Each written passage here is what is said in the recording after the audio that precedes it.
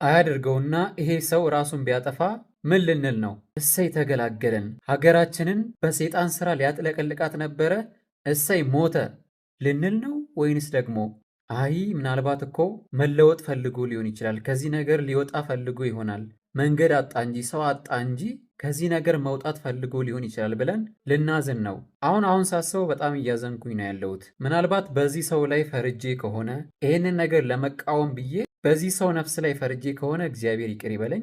የኔ ፍላጎት አንድና አንድ ነገር ብቻ ነው። እሱም ምንድን ነው? በሃይማኖት ስም፣ በፖለቲካ ስም፣ በማህበራዊ ስም፣ በሶሻል ሚዲያ ስም ብቻ በተለያዩ ነገሮች ኢትዮጵያ ውስጥ የሚደረጉ መጥፎ ነገሮችን፣ ሰይጣናዊ ነገሮችን፣ የተበላሹ ነገሮችን ብቻ ከባህልና ከእምነት የወጡ ነገሮችን የሚያደርጉትን ሰዎች መቃወምና መቃወም ብቻ ነው።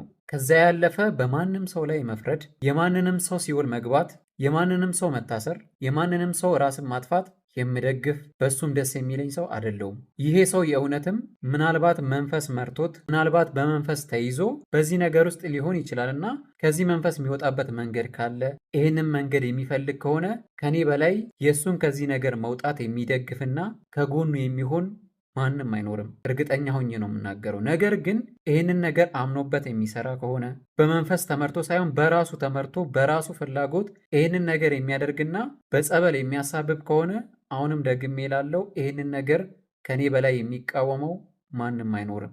ብቻ እንድትረዱ የምፈልገው የዚህን ሰው መጎዳት፣ የዚህ ሰው መታሰር፣ የዚህን ሰው መሞት ማንም የሚፈልግ ያለ አይመስለኝም። ምናልባት መጥፎ አስተሳሰብ ካለንና የሴጣን ወገን ካልሆነን በስተቀር ይህንን የሚመኝ ሰው አይኖርም።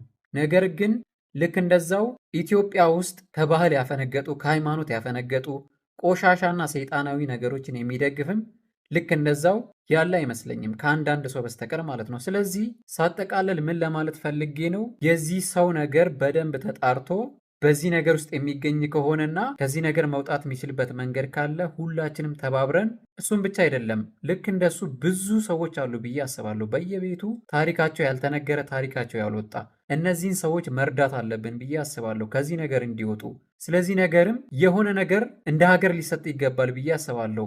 ትምህርት ሊሆን ይችላል፣ በሳይኮሎጂ፣ በቤተ እምነት፣ በተለያዩ ቦታዎች ስለዚህ ነገር መማርና ከአሁኑ ቅድመ ዝግጅት ማድረግ አለብን ብዬ አስባለሁ። ይሄ ነገር ከእጅ ከወጣ የምር በጣም አደገኛ ስለሆነ ልንቆጣጠረው የምንችለው ነገር አይደለም። ነገር ግን ከዚህ በተቃራኒ ይሄንን ነገር ዓላማ አድርገው ይሄንን ነገር እንደ ግብ አስቀምጠው በሀገራችን ልክ እንደ ውጭዎቹ አዲስ ነገር ሊያለማምዱን እንደዚህ አይነት ሰይጣናዊና ቆሻሻ ነገር በሀገራችንም ሊያለማምዱንና እንደ ኖርማል ነገር እንድናየው ዓላማና ግብ ካላቸው ግን ሁላችንም በአንድነት